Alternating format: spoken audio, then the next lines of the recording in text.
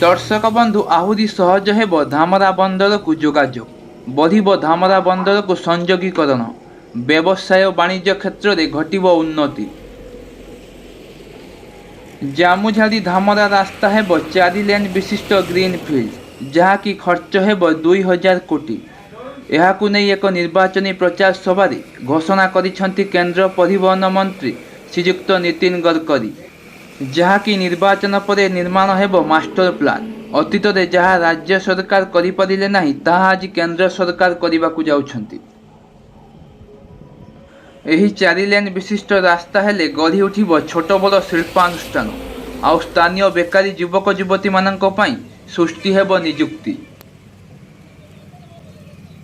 एही 4 लेन विशिष्ट रास्ताटी हेबा द्वारा ट्राफिक समस्या समाधान होई परिबो। ताहा सहित बहु धन जीवन मध्य रक्षा होई परिबो।